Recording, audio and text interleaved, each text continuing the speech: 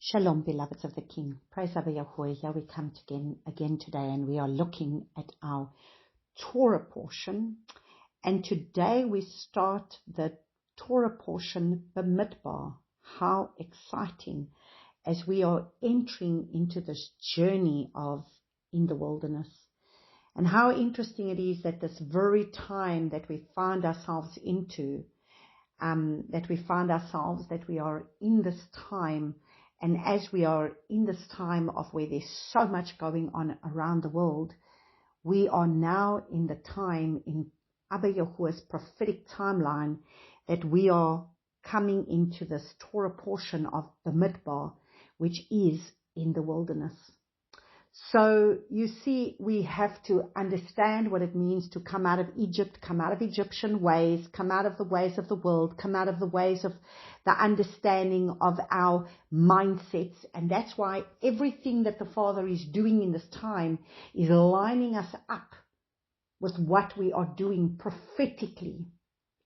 And this is a prophetic utterance of where the Father is going to break down the strongholds of everything that we have received that's come out of a Babylonian system, that's come out of an Egyptian system, and that this is the timing of where we need to be able to enter into the wilderness to understand that the wilderness is when Abba Yahuwah is going to speak, because that is exactly what we're going to understand.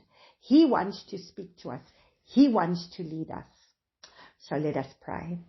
Abba Yahuwah, I just want to praise you, and I just want to thank you, Father, for this Torah portion. And as we are in this very critical hour in the world at the moment, and that we are entering into this Torah portion of Bmidbar, where we really are being revealed this timing of where we are to enter into the wilderness, which is the place of where you are wanting to be able to speak to us, the oracles, and teach us your way, and that we can come out of this understanding of our mindsets, our religious mindsets, to be able to be broken down, because you are looking for a priesthood. You are going to seal off your 12 tribes, your tribes.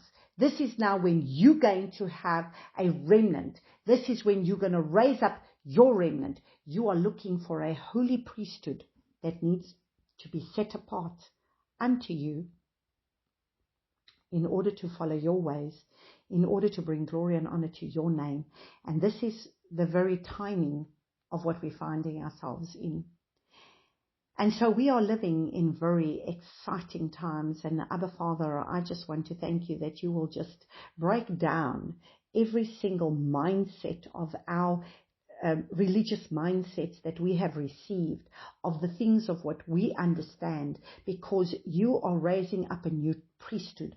You are going to break down every single stronghold that is there in our lives, that is keeping us captive in the ways of religion, in the ways of Babylon, in the ways of this world system, in the ways of this beast system, in the understanding of what we've had because of the mindsets of the religious spirit that has been, the religious spirits that have been guiding our lives in our doctrines, which are doctrines of demons, that you will come and break it down and reveal your purposes and your plans to us.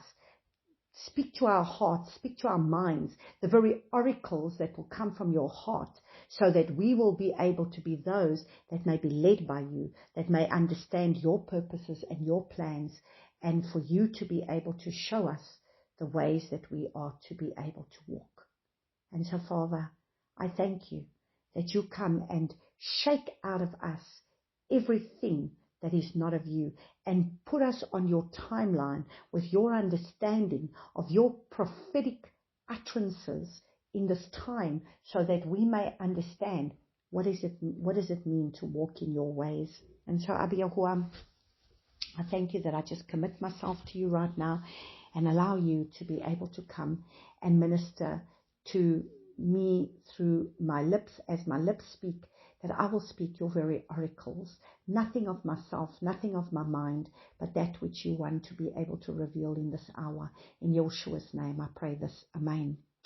And so we are looking at this Torah portion, Bmidbar, that is from Numbers 1 verse 1 to Numbers chapter 4 verse 20, Numbers chapter 1 verse 1 from Numbers to Numbers chapter 4 verse 20.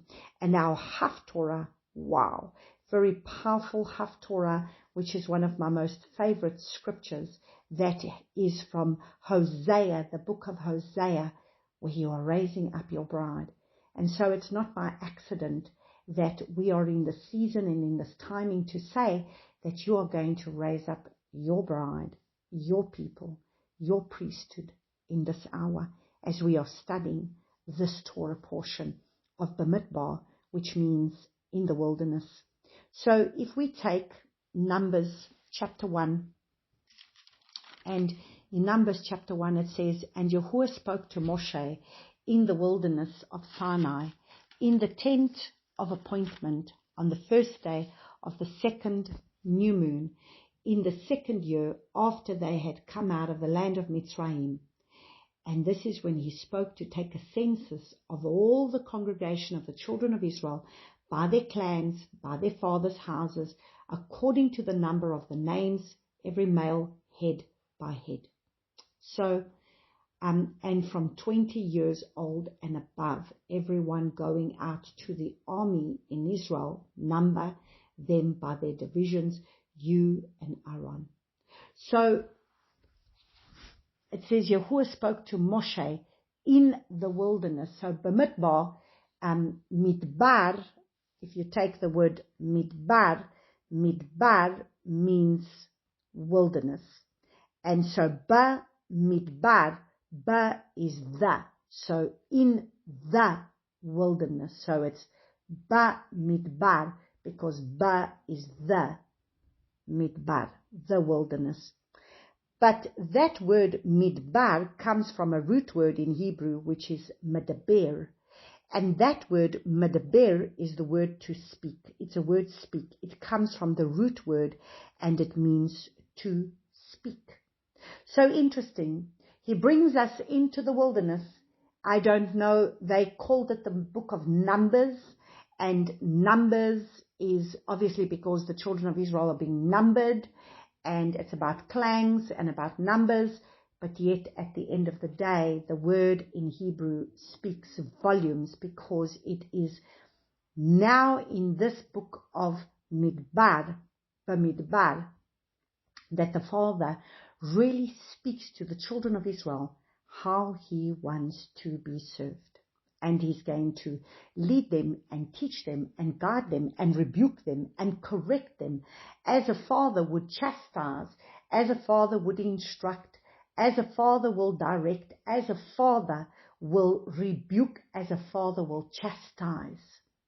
And so the book of Midbar is how we need to come into the wilderness because Father wants to medaber. So this book of Numbers is where the Father wants to speak his ordinances, his precepts, his ways, his ordinances, his laws in how he wants to be served. And he's going to give them very specific instructions in the things that he wants them to do and in the things that he does not want them to do. And he's going to make himself known.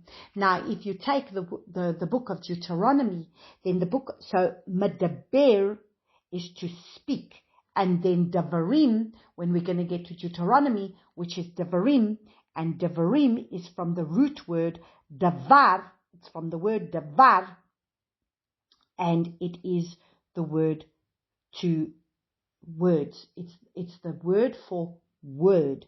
So the Father is going to speak his words. So that's why in the book of Deuteronomy, he is going to again just recap everything that is spoken from Exodus, that is spoken from Leviticus. Well, the book of Leviticus is the sacrificial system is not in the book of Deuteronomy. but many things that he has, other things that he's spoken in Deuteronomy, in Leviticus, like the law of food you should eat and food you shouldn't eat, appears again in the book of Deuteronomy. So there's many things that then he speaks his words, and he just reiterates his words of what he's been speaking, and he repeats it all in the book of Deuteronomy before they are going to have to enter into the promised land. So we are being thrust forth into this book of Bmidbar in the wilderness, because the Father is wanting to be able to speak to us, to be led. So he's going to speak, to teach us, to lead us, to guide us, to show us the way that he wants us to go. And so the first thing we're going to look at is in Numbers 1 verses 17, where it says, and Moshe and Aaron took these men who were called by name. So understand, we're going to look at all the tribes: Reuben, Simeon, Judah, Issachar, Zebulun, Ephraim, Manasseh, Benjamin, Dan, Asher, Gad, Naphtali, and each one of them. And then we are going to be able to see where he's going to register each tribe and how many of each tribe there's going to be. And then he's going to position them that they're going to be, there are some that are going to be in the east, some in the west, some in the north, and some in the south. But we've got to understand that when we come to the millennial reign, there's going to be the tribes that are going to be different. So we're looking at these tribes, but we've got to understand that the most important tribes are the tribes that are going to come in the end times. And so we will look at that. But we are going to look at these tribes, and today we're going to be able to look at something very interesting in these tribes that I want to be able to share with you, as we are going to look at each tribe and we're going to see the significance of these tribes. So we are going to start with Reuben. And Reuben, what does Reuben mean? Reuben means behold a son. Now I want to present to you today, as I have just recently met a prophet in Israel, and she wrote this book, and she's got a ministry called Gates of Prayer. It's called Gates of Prayer. And the Father gave her insight, because at the end of the day, in the book of Revelation, it talks about how these 12 tribes, that the name of the 12 tribes are being able to be seen as it's going to be the 12 gates. And the name of the gates, there are 3 gates in the east, 3 gates in the north, 3 gates in the south, 3 gates in the west. And these gates have to do with the names of the tribes. So as they're going to go through these gates, we are going to understand that they are made up of tribes. So let's have a look at Revelation chapter 21. And we look at Revelation chapter 21, and we're going to look from verse 10. And he says, and he carried me away in the spirit, and a great and high mountain, and showed me the great city, the set apart Jerusalem, descending out of heaven from Eloah, having the esteem of Eloah, and her light was like the most precious stone, like a jasper stone, clear as crystal, and having a great and high wall, having 12 gates, at the gates 12 messengers, and the names written on them, which are those of the 12 tribes of the children of Israel. 3 gates on the east, 3 gates on the north, 3 gates on the south, and 3 gates on the west.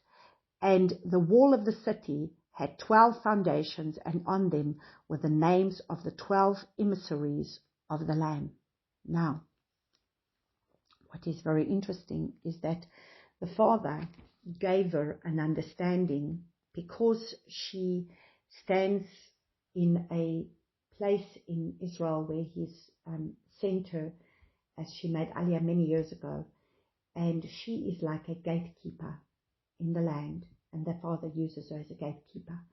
And the Father gave her a strategy on how to be able to stand in the gap for his people in terms of the gates and for the future Jerusalem that is to come, and to understand that at every gate, so every tribe has a strong man, and the Father gave her the strategy of every tribe and every strong man. And it's interesting because when I started to look at the strong man of that tribe, I really understood that there's many people that you'll identify what tribe you're from based on the strong man of the thing that is the strong man that you fight, or the thing that you hate. So the Father gave her this scripture in Ezekiel 8 verse 5 that says, "And then he said to me, Son of man, raise your eyes now towards the north, and behold, the north of the altar gate was this idol of jealousy at the entrance." So understand that there was an idol at a gate, and that is in Ezekiel chapter 8 verse 5. And so the Father showed her that there were strong men at the different gates. So each gate is each tribe, and each tribe has to overcome a strong man. And so at the end of the day, we have to overcome each one of these strong men in our lives that represents these 12 tribes. And there could be one that is going to be more prominent in our life more than another one. And so as we are working through these tribes, I'm wanting to be able to work through what the strong man would be, for us to be able to identify that we have to overcome each one of these strongholds in our lives that is going to want to present itself, that is representative of each tribe. And this is what I want to share with you today. And so we look at Reuben, and Reuben means behold the sun. So because the name is behold the sun, who is the sun? Behold the sun. Reuben was the firstborn, and Yeshua is the one that is behold the sun that came in order to bring redemption upon the earth. And so therefore the stronghold of Reuben would be the anti-Messiah spirit. So it's the anti-Messiah spirit that is there, and the way to overcome it would be through the blood of Yeshua. So we need the blood. So that is Reuben. Then we look at the tribe of Simeon. And the tribe of Simeon, now I'm sure I can go into this in more detail, as she's really been able to, she was so blessed to be able to give me this material, and said that I was allowed to be able to use it as long as I am able to say that it's coming from her. Her name is Nancy, and she is a prophet that is in Israel. And this is the ministry that she has, Gates of Prayer Ministries. And this is the work that the Father has revealed to her. And so the gate of Simeon is, what does Simeon mean? So if we take Simeon, Shimon, Simeon, Shimon means heard, hearing. So that is the name. But what would be the strong man that would want to be able to come and attack at this gate? So at the gates of our lives, so understand, every tribe has a gate, and we are to be able to deal with these gates where there will be strongholds that will be attacking. So she explained to me that, you see, there might be one that's more prominent in our lives, but we have to work through each gate to make sure that we break these strongholds in our lives. So the stronghold of Simeon would be deaf and mute. So it is the deaf and dumb spirit, the deaf and mute spirit. And what is the redemptive gift that we are to use in order to fight this demonic stronghold? It would be fasting, and that we would fast in order that we would be able to hear, so that we would get rid of this deaf and dumb spirit. Then the next tribe would be Levi, and so the one that she's got over here is Levi. So we're just going to work through the ones that she's got, so that I can just work through each one, not going through the one that is over here. There's no Levi here, but I'm just working through the ones that she's got. So Levi is joint heir. So in the 12 tribes in the book of Revelation, so if we look at the 12 tribes in the book of Revelation, Levi is there.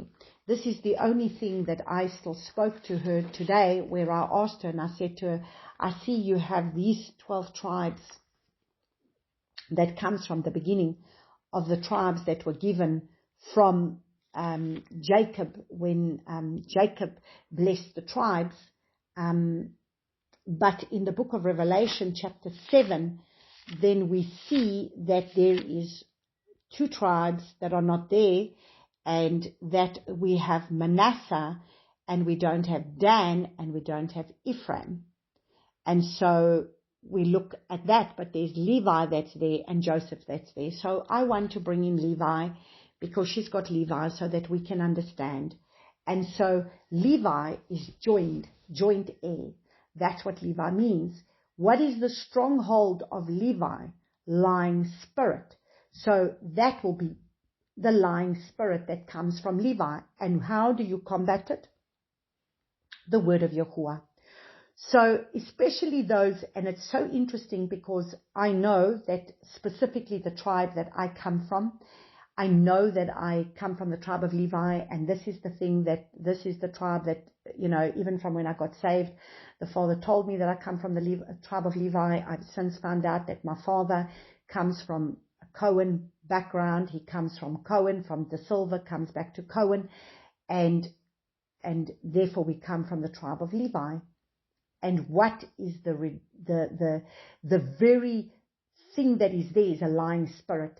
Now that is something that my mother engraved in us as children, that we were not allowed to lie, that we were not to lie. And my mother hated lies, and we were not to lie. So there's one thing that I hate, and that is lies. And that is why I'm forever exposing the lies, because that's what it is. The word of Yahuwah exposes the lie, and that is what Levi will do. Levi was the tribe that was to be able to teach. It was the teaching tribe. It was the tribe that had to teach the people the ways of Yahuwah.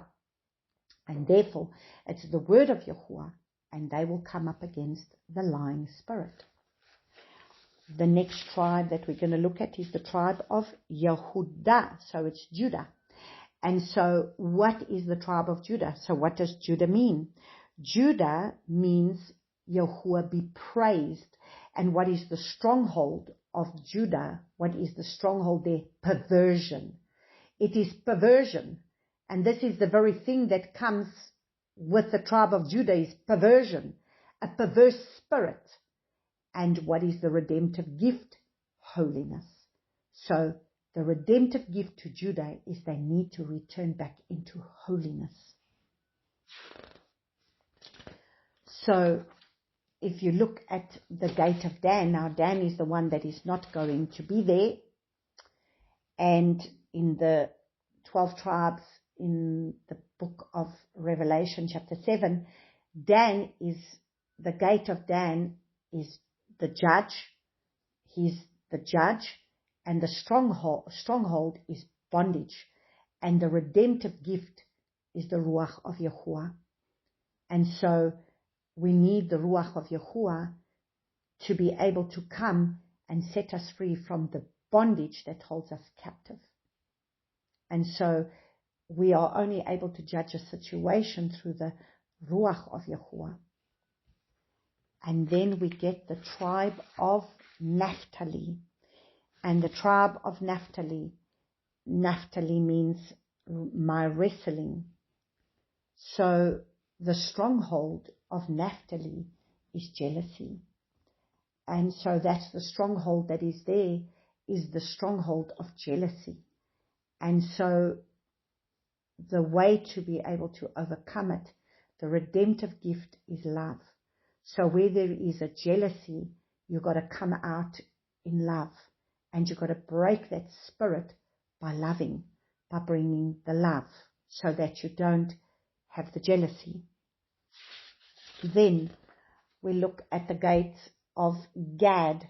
Gad is the tribe of Gad.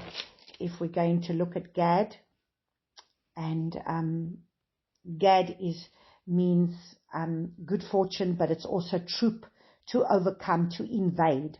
So it's a troop. So what would be the very thing that will want to come against Gad? The stronghold is fear. And how do you overcome it? The redemptive gift will be faith. The gate of Asher. Then you've got Asher. Asher means happy and blessed. And so what would be the stronghold that would come up against your being blessed, being happy, would be a spirit of heaviness. And how do you overcome the spirit of heaviness? Through praise, where you would praise. Then you've got the gate of Issachar. And Issachar is man hire, which is also Issachar. The other word for Issachar is also to lift, to bear. There is recompense. And so what is the stronghold of Issachar would be whoredom, whoring, and which is also got to do with where you hoard things. We did a whole teaching on whoredom, and it's also where you hoard. And so how do you overcome whoredom? You overcome it by giving. So you would be able to give. You have to give. Then you look at the tribe of Zebulun, and the tribe of Zebulun is, the meaning is dwelling place. And so the stronghold, where you would be in the dwelling place of Yahuwah, and so it also means exalted, it means to dwell with. So what would be the stronghold there would be a familiar spirit, because a familiar spirit would not want you to dwell in the presence of the Father. So because you're not dwelling in the presence of the Father, you are open to a familiar spirit. And the only way to overcome this is through repentance. So you need, the redemptive gift would be repentance. And then you have the gate of Joseph. So when we take Manasseh and we take Ephraim, Ephraim is doubly fruitful, place of fruitfulness, and then Manasseh is causing to forget. Now, interesting, because in the book of Revelation, in the 12 tribes, Ephraim is not there because Ephraim is integrated in the nations. But Manasseh is there, and a Manasseh's name is causing to forget. So the Father is going to cause us to forget our hardships of everything that we've been through, all the trials and all the tests and all our hardships. But Joseph is listed in the tribes, in the 12 tribes. Joseph is mentioned. And so Joseph is one who increases, and the stronghold is infirmity. And how the redemptive gift is to worship. So there will be the spirit of infirmity, sickness, infirmity in one's body, and the way to overcome it would be through worship. And so then there is the gate of Benjamin, and Benjamin is son of my right hand, and the stronghold would be pride. So the devil wants that place to be the one that would be at the right hand of the Father, as opposed to being the Son, Messiah, Yahushua. And so it would be just like the devil, to be able to want to bring pride and arrogance, and the redemptive gift is humility. And so this is where we need to be able to go into a spirit of humility. Now it's interesting because even when she works through this whole course that she does, the 12 tribes, the ones of the 12 gates, are not situated in the same order as what you have them here in the book of Numbers. They are not in the order of where you've got the east gate and the north gate, and they're going to be situated differently, because remembering that this is the real 12 tribes that will then be able to reign and rule in the millennial reign. So that's why I wanted to share with you the importance of these redemptive gifts, and the fact that there's strongholds. There's a strong man at every gate of every tribe, And therefore, we go through the phases of these strongholds in our lives, and we need to break these strongholds in our lives. And so we are going to look at Numbers chapter 1 from verses 49. And it says, "Then only the tribe of Levi you do not register, nor take a census for them among the children of Israel. Instead, appoint the Levites over the dwelling place of the witness, over all its furnishings, and over all that belongs to it. They bear the dwelling place and all its furnishings, and they attend to it, and camp around the dwelling place. And when the dwelling place is to go forward, the Levites take it down. And when the dwelling place is to be set up, the Levites set it up, and the stranger who comes near it is put to death." So, you see, they bear the dwelling place and all its furnishings, and they attend to it and camp around the dwelling place. So it's almost like they are the ones that will be taking guard of it. They'll be watching over it. The Levites stand in the gap before Yahuwah on behalf of the children of Israel.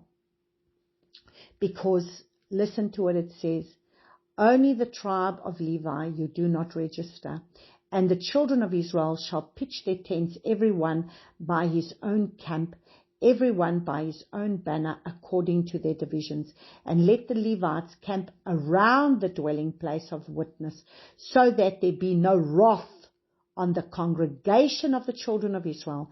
And the Levites shall guard the duty of the dwelling place of the witness." So do you see, it's the Levites that stand in the gap on behalf of the people for the Father not to bring his judgments. So that is why the Father needs his priests. The Father needs his priests. Why does the Father need his priests? Because his priests need to stand in the gap. Because if they don't stand in the gap, Father's judgment and his wrath. Now, this is the wrath. And many people will turn around and they speak and they say, "Oh, but the Father, doesn't bring his wrath." We need to understand, they say we're not given unto wrath. So we are going to see in the book of Numbers that the Father does bring his wrath. But yet we will turn around and say, well, we're not going to be under his wrath, we're under his judgments. His judgments are his mercy. And I think we misunderstand wrath and judgments. We've tried to be able to split the two.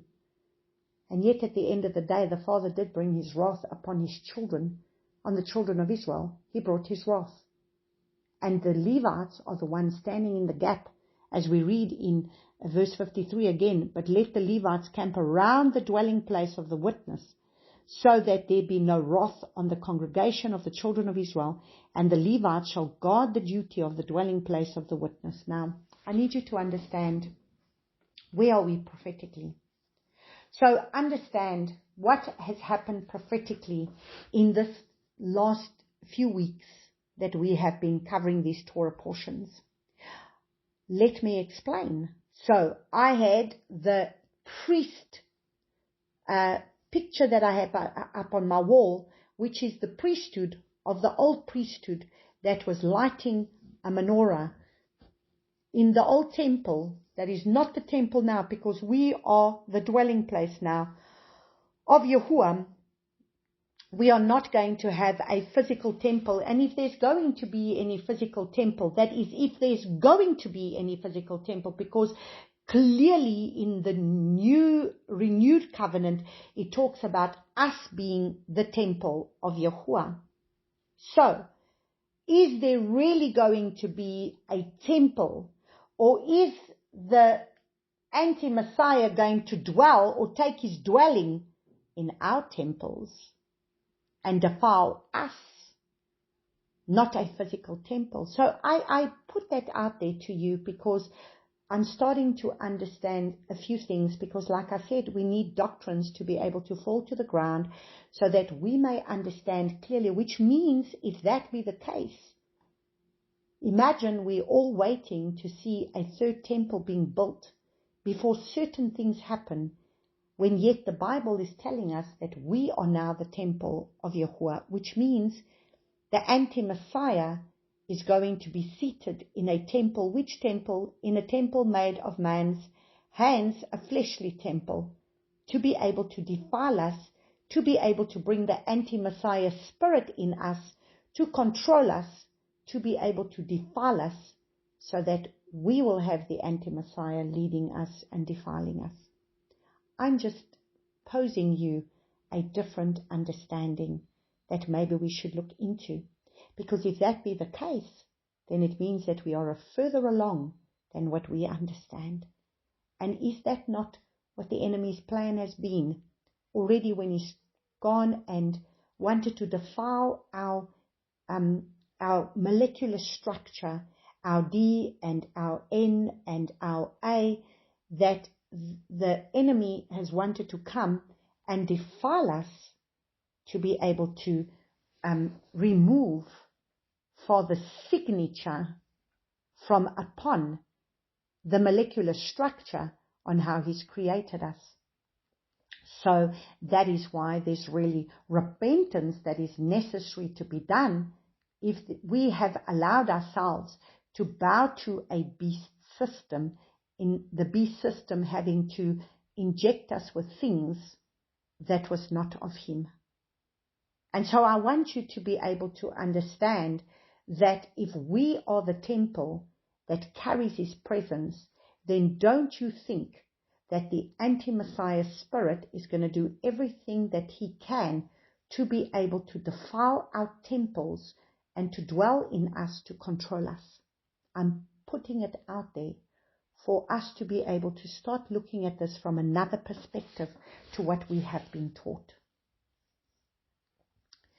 And so this priesthood fell to the ground because the Father says everything that is coming from the old is going to fall to the ground. And interesting, then the 12 tribes fell to the ground.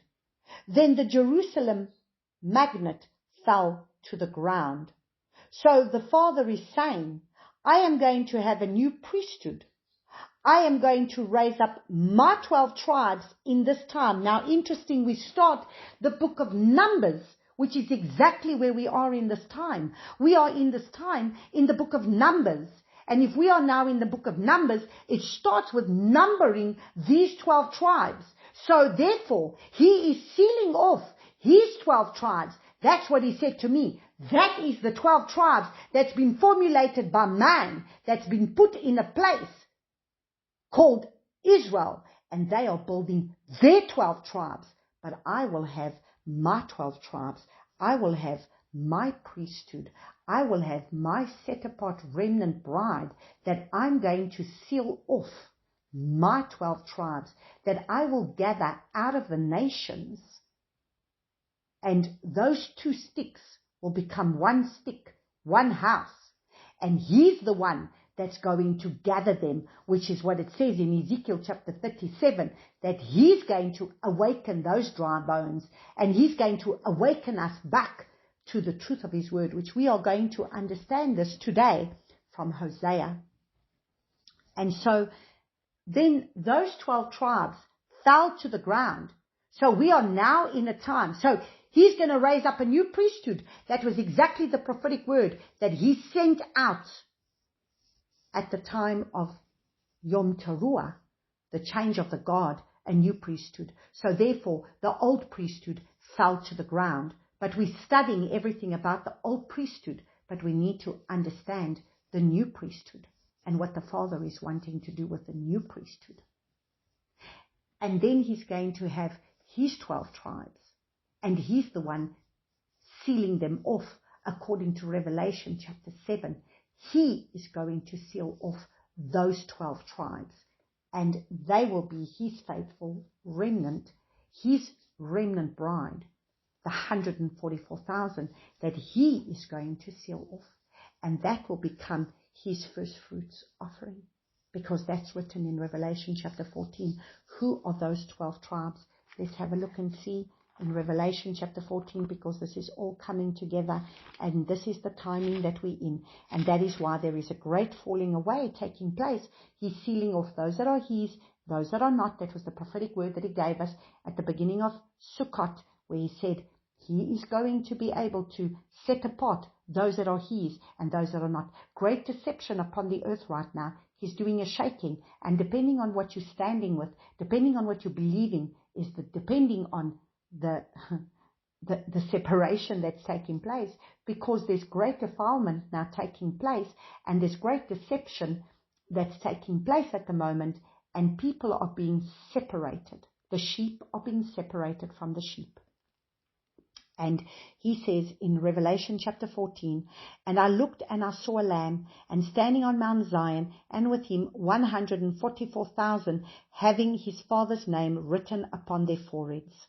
And these are those that would have been, let's just see, they are the ones that are the 144,000 that is sealed off, and they are the 12 tribes sealed off.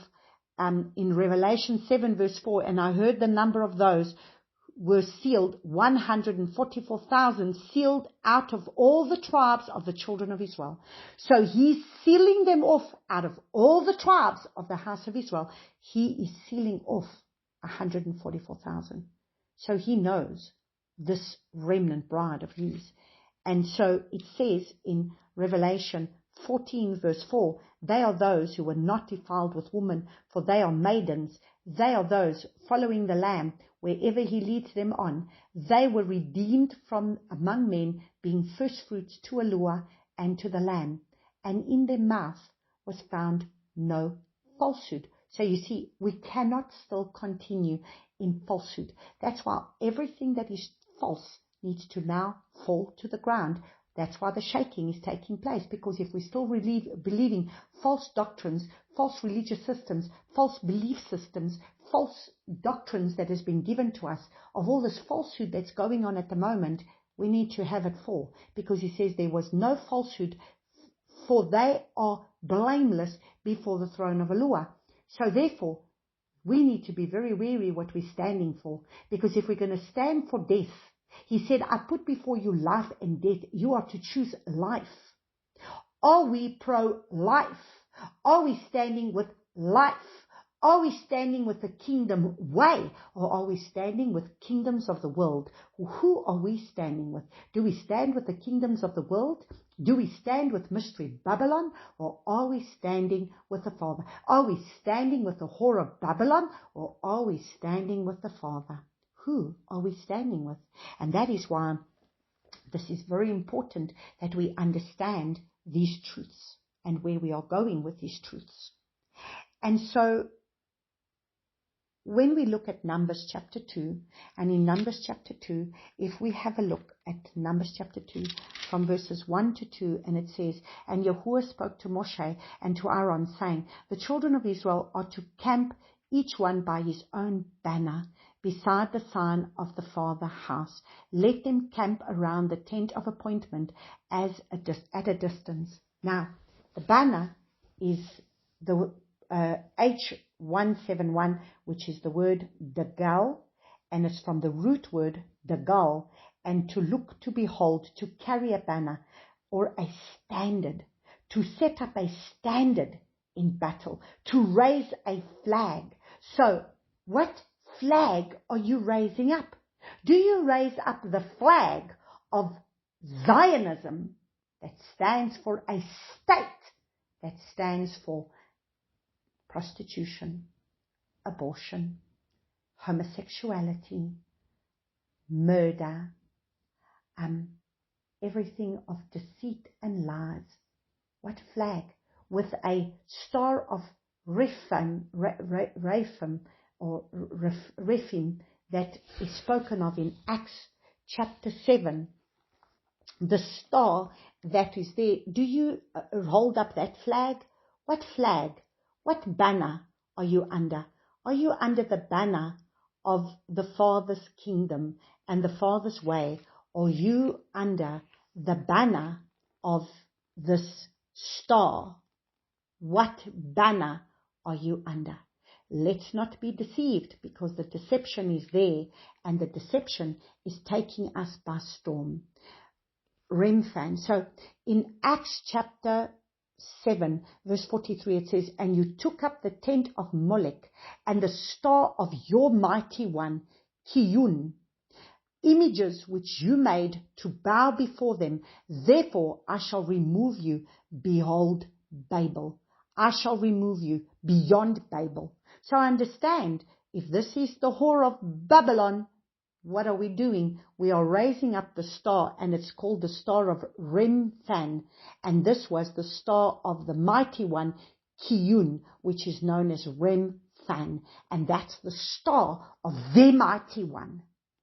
And so this is what we've got to understand. What banner are you under? What banner? Are you under the banner of a standard? Are you under the banner of the standard of the kingdom of Yahuwah? Which banner are you under? Because we need to be under the banner of the standard of Yahuwah. Yahuwah's standard. Yahuwah's kingdom way. Yahuwah's truth of his word. We've got to stand with the truth of the word. We can't stand with lies and deceit, where we will turn around and say, kill them all. Kill them all. Is that what Yahushua said? Or did Yahushua say, Father, forgive them, for they know not what they do? But now they are crying out for kill them all. And so this is having to fuel fire of the destruction that is going to come. So Numbers chapter 3.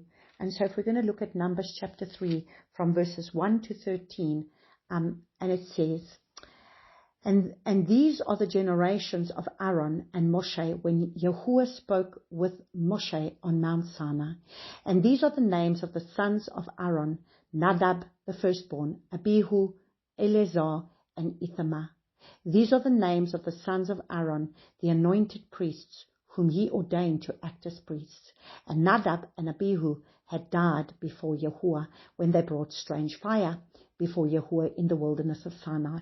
So do you think Father takes lightly to strange fire? I don't think so. Father doesn't want strange fire.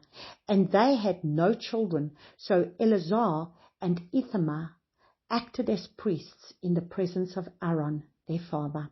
So you see, Eleazar and Ithamar, they were the ones that acted as priests in the presence of Aaron, their father. And Yahuwah spoke to Moshe, saying, Bring the tribes of Levi near, and set them before Aaron, the priest, and they shall serve him.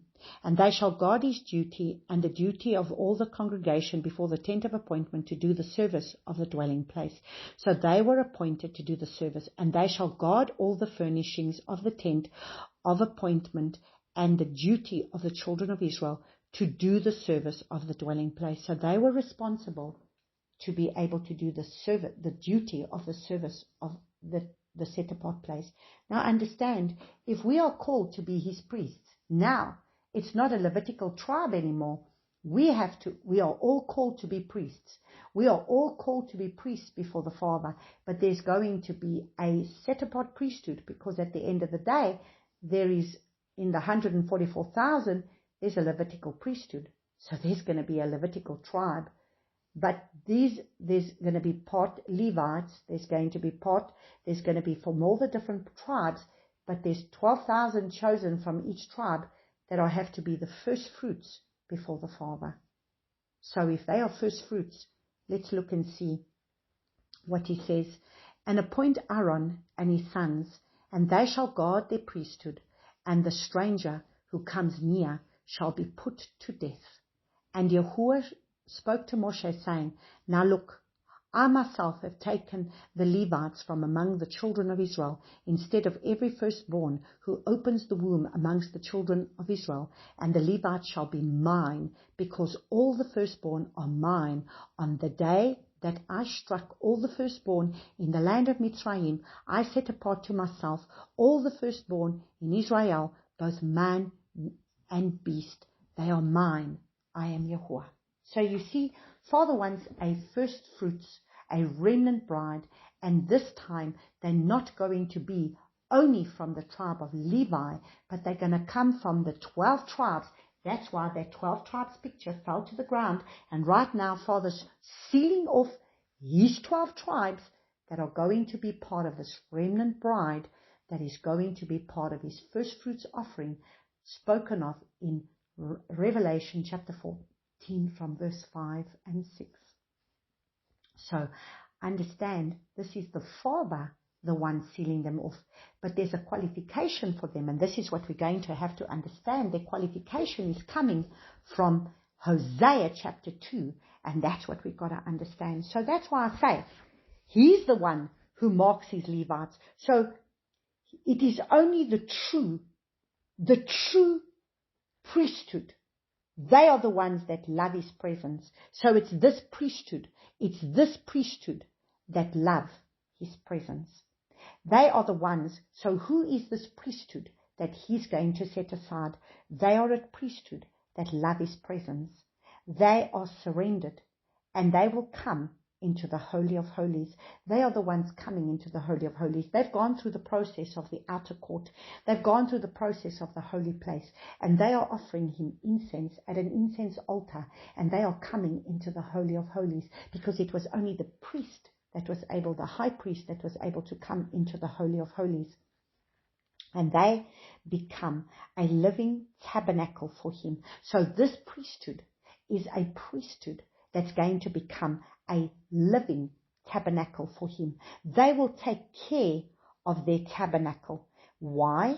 They are those the priesthood were the ones taking care of his tabernacle. So they are the ones taking care of the tabernacle of Yahuwah. They understand that their body is to become a living sacrifice for the Father, because they are not their own. They've been bought with a price, and everything about their lives is to serve him.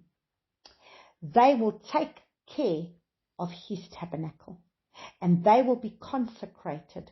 They will be set apart, and they will be about the service of the Father's kingdom. And Abba Yahuwah will raise up his priesthood, who will serve him and be about his kingdom and his ways, and they will give him all the glory. That's what he's doing. Now, if we have a look and we see, out of the sons of, because Aaron had more than one son, but out of the sons, so we know that Nadab and Abihu, they died, but then there was Eleazar and Ithamar. And out of Eleazar and Ithamar, it was the tribe of Eleazar that eventually became the high priest, because in Numbers 20 verse 28, Eleazar becomes the high priest when Aaron dies. And then in Numbers chapter 25 verses 7 to 12, we see the son of Eleazar, Pinchas, becomes the one whom Abba makes a covenant of peace with. Because why? He pierces a spear for the zealousness of the Father. He is so zealous for the Father that he puts a spear through the Moabite woman and the man that brought in the plague because of their sexual sin. So listen to what it says in Numbers chapter 25. Pinchas, son of Eleazar, son of Aaron, the priest, had turned back my wrath from the children of Israel. So you see, a priest is called to stand in the gap, to turn back the wrath of the Father upon the people by standing in the gap, because they see Father's judgment coming and they stand in the gap. My wrath from the children of Israel, because he was ardent with my ardor in their midst, so that I did not consume the children of Israel in my ardor. So you see, even though the Father's judgment came, his wrath came, but by him standing in the gap when he should have annihilated them all, he still kept the remnant. He didn't kill them all, because Pinchas was able to stand in the gap for that. And that is why the Father needs a priesthood that can stand in the gap. That's why they need to be able to hear the Father. That's why they have to have their ear at the heart of the Father, because they can see the judgments coming, but then they stand in the gap. And so even though the Father declares the judgment, they stand in and they cry out for mercy. So we are going to look at the Haftorah in Hosea chapter 2, which is such a beautiful, it's one of my most favorite scriptures that the Father had really opened up to me. And so it really starts, say to your brothers, O my people, and to your sisters, Hosea chapter 2 from verse 1, and to your sisters, O compassionate one. So Father really has to have compassion on Israel. Strive with your mother, strive, for she is not my wife, nor am I her husband. Let her put away her whoring from her face and her adulteries from between her breasts. So this is what the children of Israel are doing currently right now. This is what those that call themselves believers, Christians, are doing right now. They are whoring, they are in adulteries.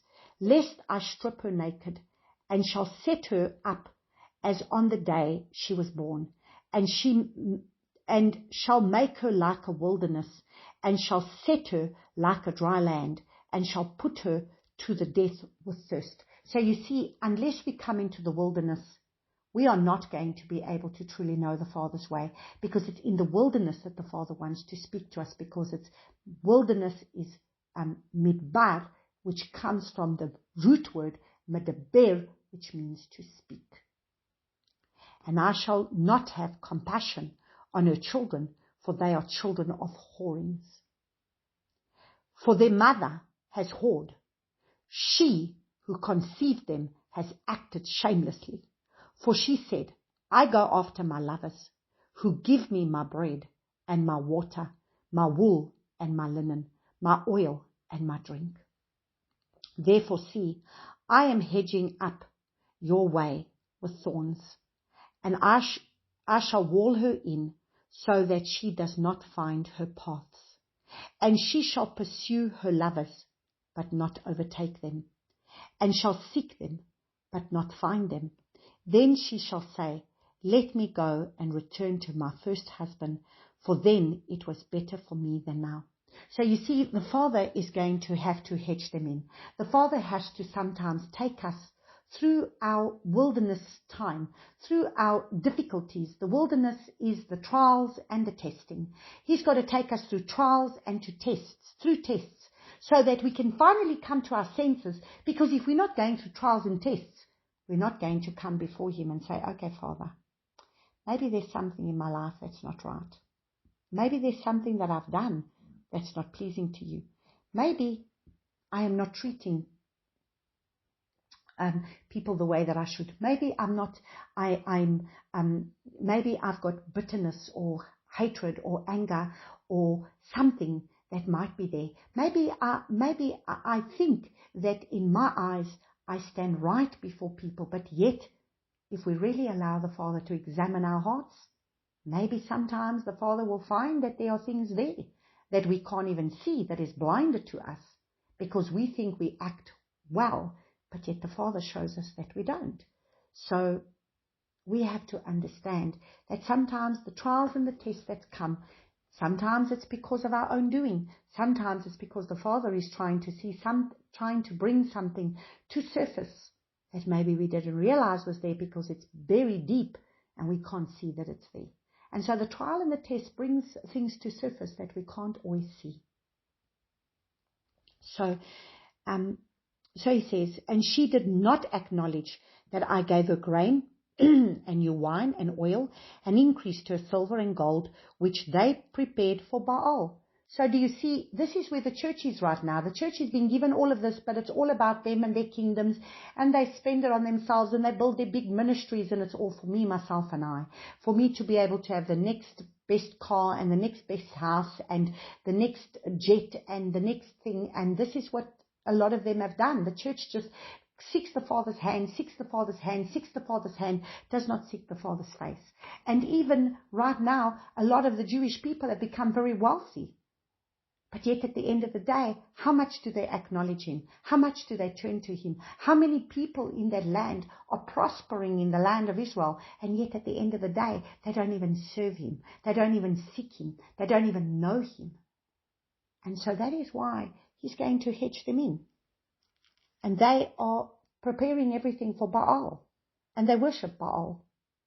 Therefore, I shall turn back and shall take my grain in its time, and my new wine in its appointed time, and I shall take away my wool and my linen, covering her nakedness. So you see, Father will then start to put us through trials, and he starts to bring test after test, and he starts to take us through these things, and then we don't seem to understand what is going on. But maybe there's still idols in our hearts that we cannot see. Maybe there's still areas in our lives or character traits or whatever it is that maybe is in our lives that we cannot see. And he's got to work with it. So we've just worked through the 12 tribes, and we've just seen the strongholds that might be there. And so we need to see, what is the stronghold that might be in my life, because there might be a stronghold that is there that I need to deal with. And now I shall uncover her shame before the eyes of her lovers.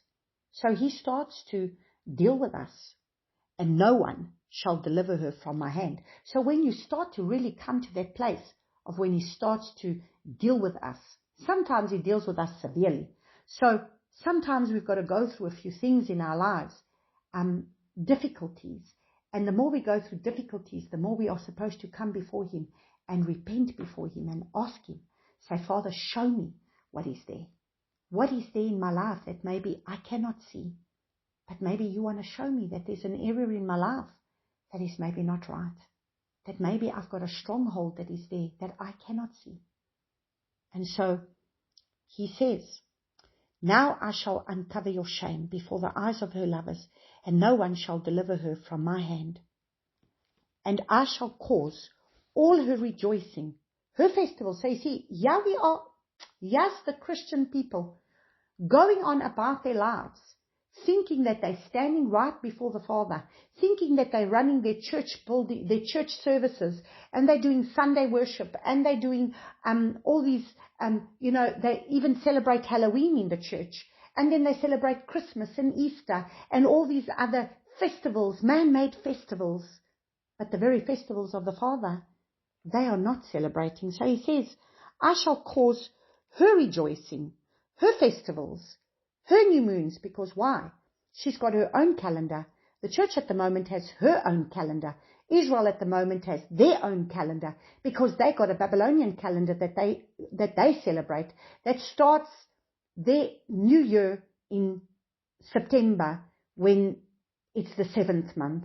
And so even Israel right now follows her new moons, follows her own calendar, and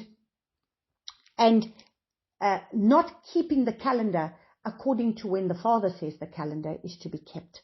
So her Sabbaths and even all her appointed times to cease.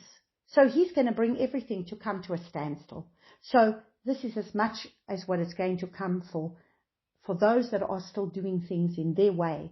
Father's going to shake everything, and he's going to shake everything out of us that is not of him. And he's wanting us to be able to come back to his way. And this is what the true bride needs to come back to, his set apart way. Not the way of man, but his way. And lay waste her vines and her fig trees, of which she has said, these are my harlot fees, that my lovers have given me, and I shall make them a forest, and the beasts of the field shall eat them. So you see, the beasts are going to come, and they're going to devour our things. And all of a sudden, some of us go through some serious difficulties. I know that I had to come to this place when I had to go through serious difficulties. My house was about to be repossessed. My car was being repossessed. My car got repossessed. I went through many things in my life. And as I was being shaken, the Father was shaking, removing things out of my life. And the more I was going through this, the more I was coming before him, repenting before him and saying, oh, my Father, what is this? What am I going through? And I just kept fasting and fasting. And I eventually was fasting 10 months. There was the 1 year, 2008, I fasted 10 months of 12 months of the year, because I was in such difficulties where everything that could have gone wrong was going wrong. And I was just seeking the Father and just repenting before him and allowing him to be able to show me what was going on in my life. And I shall punish her for the days of the bowls to which she burned incense and adorned herself with her rings and her jewelry, and went after her lovers and forgot me, declares Yahuwah. So you see, sometimes we don't understand, but we might have idols. We've maybe made idols out of things in our lives that we were not supposed to make idols out of. And I know for definite that the Father, when my car was removed, if you would have said to me, when my car was repossessed, if you had said to me that my car was an idol, I would have said to you, it's not. But eventually, I realized only when I was put to the test that I realized that the car was an idol. And so some people, their cars are an idol and they don't realize it, because how do they want to treat their cars? I know for definite that for me, like, some people, the car that they drive and the make of the car that they drive is an idol. I know when the Father took my car away and I was left with a little, like a pickup truck, a bakkie. In our country, we call it a bakkie. It's like a little bantam pickup truck that we had. This is all we had. And it was very difficult. And I was a little bit embarrassed about what I was driving. And then I got to the place that I said, a car is not going to be an idol in my life. I am not going to be able to make anything out of a car. It's just, if I've got one, I got one. If I don't have one, I don't have one. Whatever car I drive, it really doesn't matter. But you see, we don't always understand the idols that we have until we are confronted with certain issues. And so he says, therefore, see, I'm alluring her and shall lead her into the wilderness and shall speak to her heart. So if the Father doesn't bring us into the wilderness, he's bringing us into Bmidbar. He's bringing us into the wilderness. And in the wilderness, we are going into our greatest wilderness, because the nations are going to shake, and it really looks like we are about to, it could very well be that we're going to go into a third world war. And if we do, then that means the nations are going to shake, everything's going to shake, and this is going to become a great wilderness for us. And if we are still attached to worldly possessions and worldly things, and if we make more out of our worldly things than what we should, then it's going to be a hard time for us, just like it was a hard time for the Israelites in their wilderness, because they were holding on to the things of Babylon. They were holding on to the important things that they were making important. That was not important to the Father. The Father was trying to give them manna, but they wanted the leeks and the garlic, and they wanted the meat, and they wanted all these things. And that's why he's got to speak to our hearts. In our wilderness experience, he starts to strip us so that he can speak to our hearts. And to give her vineyards from there, and the valley of Acca as a door of expectation. And there she shall respond as in the days of her youth, as in the day when she came up from the land of Mitzrayim. So you see, as we come out from our land of Mitzrayim, of where we are still attached to Babylon, and where we are still attached to the things of Babylon, and we don't realize, that's what I said to you, I didn't realize that my husband and my children were idols in my life until I found myself in Israel, and my husband and my children were in South Africa, and I was longing for them. I would cry and weep and cry and weep for them until the Father showed me that they were idols. But I said, Father, you gave me this family. He said, they are idols. And so that is why I'm saying we have to submit everything, surrender everything. We are not to make anything important, more important than him. But there's many things that we sometimes exalt above him. And it shall be in that day, declares Yahuwah, that you call me my husband, and no longer call me my Baal. So you will call me my husband, and you will no longer call me my Baal, my Lord. So we are to call him our husband, and not my Baal, which means my Lord. And so Lord is, the word for Baal is the word Lord.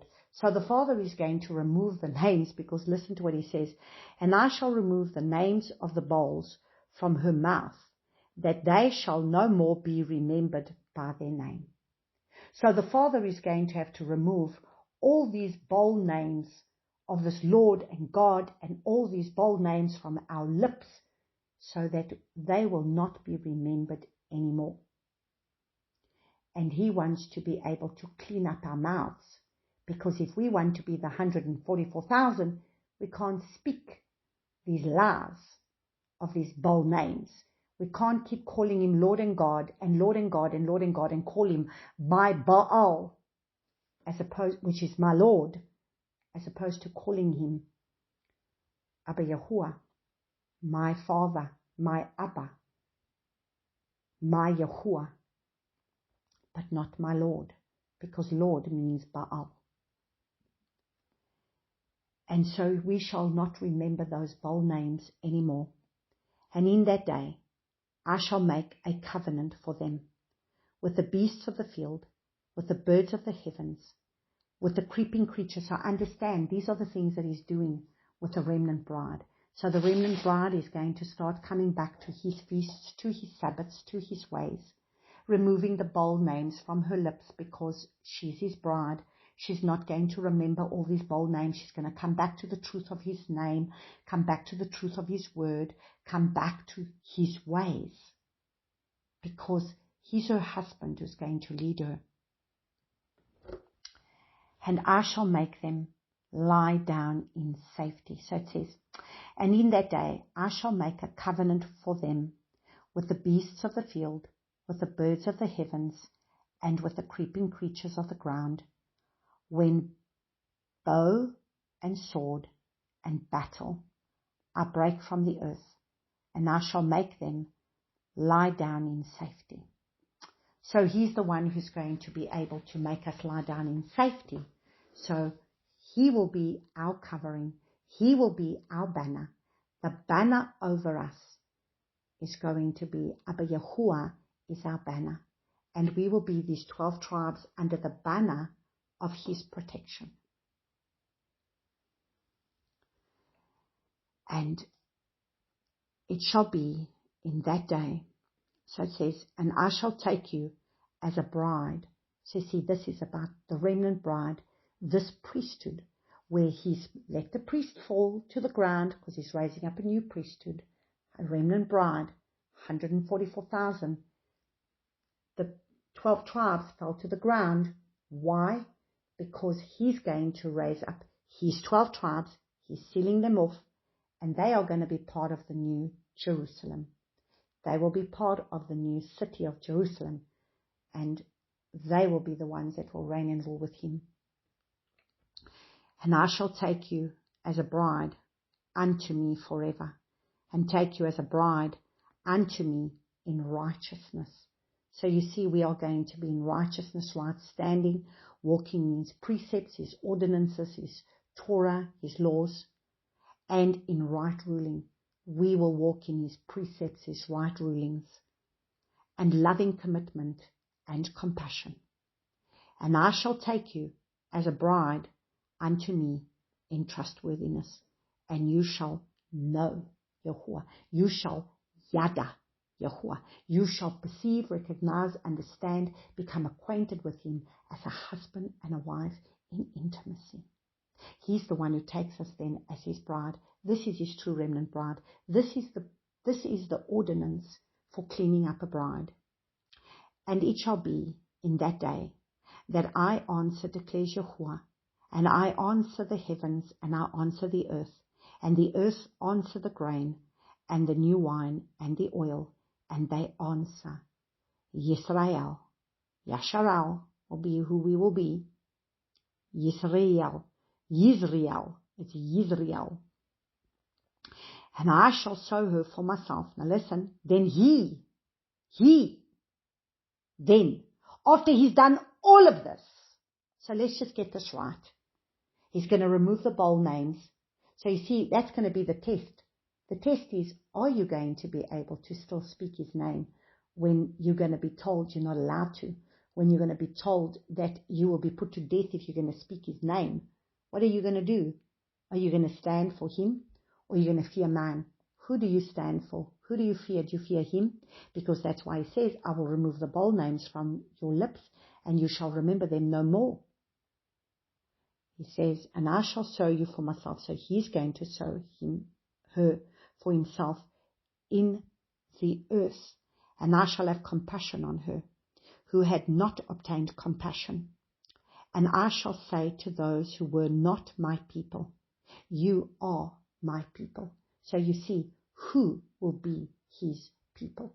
Those that he's going to do this. And he is the one who's going to sow them in the earth, while they say, my Alua. So there you go. This is the true remnant bride, the one that he's going to raise up now, the one that he's raising up, the one that is going to be made up of his 12 tribes. Let us pray. Abba Yahuwah, I just want to praise you, and I just want to thank you, Father, for this powerful word that you have brought today, where you are the one that is showing us that the pattern that you have orchestrated from the supernatural thing that you have done, from the falling of the priest, from the 12 tribes falling, from the Jerusalem magnet falling. This is going to be part of the remnant bride, that is going to be part of the New Jerusalem when Yeshua comes, that he's going to build his temple, and we will be part of that New Jerusalem, and everything else that is now of the old is going to come to an end, and you will have for yourself a remnant bride, a true bride, one whom you were going to take into the wilderness, that is in this wilderness right now, and you are speaking tenderly to us in the wilderness, to be able to allow all these wayward ways that are not your way, all the religious ways, all the religious mindsets, everything that is not of you, you are going to remove out of us. You are locking us in. You are putting us into this place of where you are locking us in, and you are going to be able to come and dwell and deal with us on all the ways that is not your way, because you said, I am alluring her and shall lead her into the wilderness and shall speak to her heart and give her vineyards from there, and the valley of Achor as a door of expectation. Thank you, Father, that we have an expectation in this place of the wilderness, where you will clean us up, where you will test us and try us, so that we can come out refined like gold, with all our tests and all our trials. I praise and I thank you for this in Yeshua's name. Amen. Thank you, Abba Yahuwah. Praise you, Abba.